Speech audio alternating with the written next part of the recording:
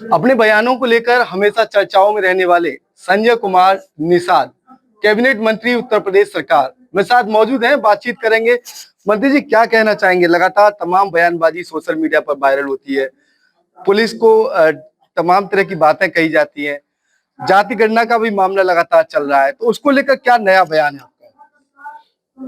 आज जाति जनगणना का जो मैं पक्षधर रहा, हमेशा आंदोलन करता रहा, आज उसे अधिसूचना जारी हो गई। मैं प्रधानमंत्री जी को धन्यवाद देता हूँ। ये केवल जाति जनगणना नहीं है, ये सही में कौन सा समाज कितना पिछड़ा है उसे सही आंकड़े आएंगे।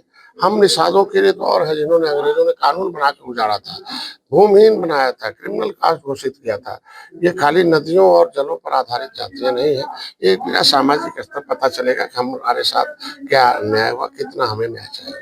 आज के दिन में हम इस जनगणना के हमेशा पक्षधर रहे, आंदोलन भी किए, हमेशा रेल आंदोलन किए हैं, जेल गए, आवाज उठाए हैं। सेंसस मैनुअल 1961 जो भारत सरकार ने, राष्ट्रपति ने उत्तर प्रदेश को एक मैनुअल दिया गिनती करने के लिए, हम 1961 में 70 लाख थे, हमारे 1991 में हमें ओबीसी में डाल दिया लोगों को, वो 7,000 कर दिया।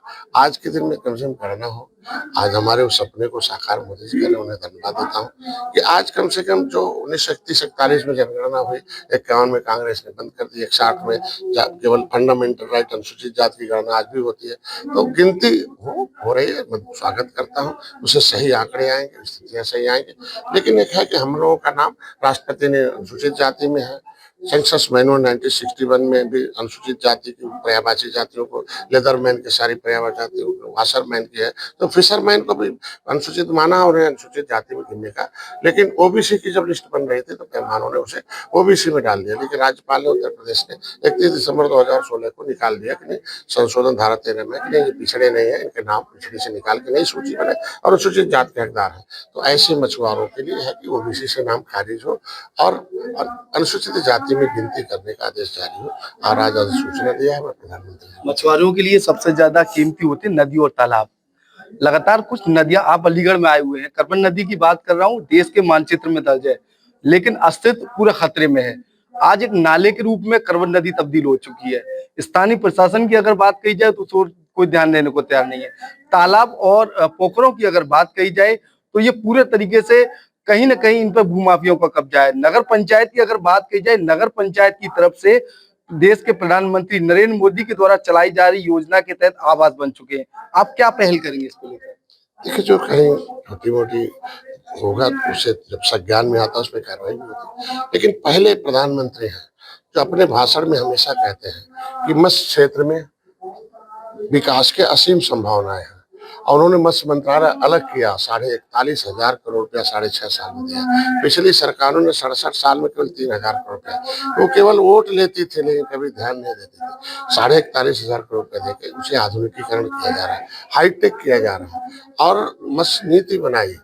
प्रधानमंत्री मत्स्य संपदा योजना, निषाद राजकोट योजना, मुख्यमंत्री संपदा योजना, फ्री का बीमा है। इन मछुआरों के पास पैसा नहीं था, माफियाओं का कब्जा था, इनके पास तो कुछ था ही नहीं, तो अंग्रेजों ने उजाड़ दिया था। एक ही नदी में पूरे 100 किलोमीटर एक माफिया मारता था। अब इनको हमने समितियां बनाई, हर 8 किलोमीटर पर मछुआरों को लाया गया कि उनको समिति बनाओ, और वो पैसा उसी ग्राम सभा में होगा। 25% जिला पंचायत, 50% जिला मत्स्य विकास निधि होगा, जिससे उनको विकास होगा। पोखरे का जो पैसा आता है उसको भी अभी हो रहा कि उसी मोहल्ले में उस पैसे को खर्च किया जाए। अभी मुख्यमंत्री ने इस बार निर्देश दिया कि पोखरे को आधुनिकीकरण किया जाए, पोखरे को व्यवसाय से जोड़ा जाए, उस ग्राम सभा के जो आय होता है उसे आय का स्रोत उसे बनाया जाए। जो है अभी पहली बार है कि 80% पोखरों को हम लोगों ने लोगों को दिया है उस मछली पालन के लिए, और उसमें सुधार के लिए अभी हम लोग अमृत सरोवर को भी हम लोग चाहते हैं कि उसमें मत्स्य पालन हो। अब ये तय हो रहा क्योंकि दोनों अलग अलग विभाग था, मत्स्य विभाग था, राजस्व विभाग अलग था। अब दोनों की समन्वय हो गई, बैठक हो रही हर महीने, और दोनों निर्णय लिए, इसीलिए 80%। पहले तो मछुआरों के लिए लोन वगैरह की सुविधा है, लेकिन तमाम जो लोन वगैरह के लिए मछुआरे चक्कर काटते हैं। देखिए, है विसंगति है।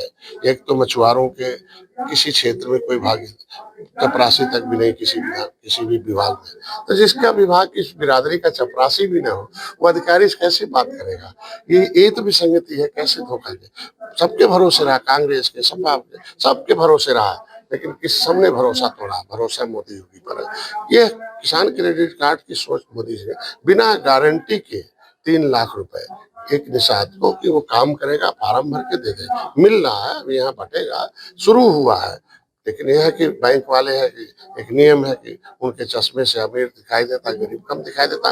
लेकिन मैं पहली बार है 75 जिलों में जाकर बैठक करके पूरे पूरे वहाँ जो जो लीज बैंक जो है लीड बैंक मैनेजर होता है वो आता है, उनको दिया जाता है। अब वह अभी बैठक हुई थी जो है मध्य प्रदेश में, केंद्रीय मंत्री आए थे, उसमें तय हुआ, आवाज उठाई हमने और वहाँ ऑर्डर हुआ कि जहाँ भी बैंक में फार्म लंबित है उसे भेजा जाए। हम जो है केंद्रीय वित्त मंत्री से कह के यहाँ से उसको सरलीकरण कराएंगे। तो अब मिलना यूपी में अखिलेश सरकार ने क्या मछुआरों के लिए कोई काम किया? अगर किया होता तो सत्ता से दूर क्यों होते? भरोसा तो किया ना, 5 बार सरकार दिया, बसपा की 4 बार सरकार दिया। इसीलिए ना कि हम पिछड़ों के नेता हैं, हम शोषित वंचितों के नेता, आवाज बनेंगे सबकी। लेकिन जब हो गया तो यही चंगू मंगू, अमर सिंह एंड कंपनी घेर लिया, पता चला छूट गए। तब उसका नतीजा देख लो, 27 बार है। बहन जी आएंगी, जिसकी जितनी संख्या बारी उसकी इतनी हिस्सेदारी। अब इसरा जी एंड कंपनी उनके साथ आ गए। यही नारा जो है आजाद समाज पार्टी के राष्ट्रीय अध्यक्ष का है। नारा से नहीं, अब सहारा देना पड़ेगा। नारा बहुत हुआ, मोदी जी सहारा है, योगी जी सहारा है। नीति बनाना, नीति और कहना और करना। पिछली सरकारों ने निषाद राज के किले की खुदाई कराई, खजाना लूट के लेके चली गई। जब निषाद राज के वंशज हैं तो क्योटा, मल्लावा, बिंदवा, कश्यप, कहरा, रेटे बोले उसको अपमानित दृष्टिकोण हो सरकार में वोट लेकर। भाई अनुसूचित जात अत्याचार निवारण अधिनियम से अगर दलित सुरक्षित है, उसी नियम में मझवार की पर्यायवाची जाती है। मौजूदा सरकार में जो है निषाद आज के दिन में किसी भी समाज को सम्मान बड़ी चीज होती है, फिर सुरक्षा, फिर समृद्धि, ये 3 ही पैमाने हैं। फिर आता है सम्मान। मोदी जी ने कहा प्रयागराज में 9 बार जय निषाद राज का नारा लगाया और कहा कि प्रयागराज की धरती निषाद राज की धरती है। 56 फुट की मूर्ति लगाया, जंगल से मंगल मैंने काटा और सिर्फ एक प्रयास 14 साल। 14 बरस भगवान राम जंगल में थे और मैं भी उस जंगल को काटा 14 बरस बाद। 14 बरस के बाद मोदी जी ने 56 फुट की मूर्ति हजारों करोड़ रुपया देकर उद्घाटन किया। योगी जी भी गए थे, भगवान राम की स्थापना टेंट से मंदिर में की और उसके बाद यहाँ भी कहा कि उनका प्रेम निषाद राज का प्रेम। तो जिस समुदाय की आवाज प्रधानमंत्री के पास हो, एक जब मंदिर बन रहा था तो एक निषाद के घर मोदी चाय पीने गए और उसकी गरीबी देखने गए। वो अभिशाप रहा पिछली सरकारों का तुरंत। तो जिस गरीबी को प्रधानमंत्री नजदीक से देखे हो तो निश्चित रूप से हो जाएगा। और राम का मंदिर में निषाद राज और उनके अतिथि भवन है। पॉलिसी बनाई है कि निषाद बिना गारंटी के 3 लाख रुपए ले, साल भर में 4%, 3% हम माफ करेंगे, 60% सब्सिडी है। हमको उम्मीद है कि मोदी जी के पास आवाज जा रही है, इनका जो संवैधानिक सुरक्षा है वो भी दे देंगे। और मैं धन्यवाद, हमारा समाज ऋणी है उनका कि उनकी जुबान से जय निषाद राज, प्रयागराज की धरती निषाद राज, गंगा पुत्रों का इस असीम संभव पोखरे नदियों में अंग्रेजों से उजड़ने वाले लोगों को बसाने के लिए, गरीबों के लिए, ये जो जनगणना है ना, इससे सही स्थिति पता चलेगी कई स्थितियों में। तो ये बहुत बड़ी बात है और टेक्नोलॉजी का उपयोग हो रहा है, इसलिए जो है और सही गणना होगी। जी बिल्कुल, ये थे उत्तर प्रदेश सरकार के कैबिनेट मंत्री जिनके द्वारा मौजूदा यानी कि देश के प्रधानमंत्री नरेंद्र मोदी की जमकर प्रशंसा की है। एबीपी लाइव से खालिद अंसारी, अलीगढ़।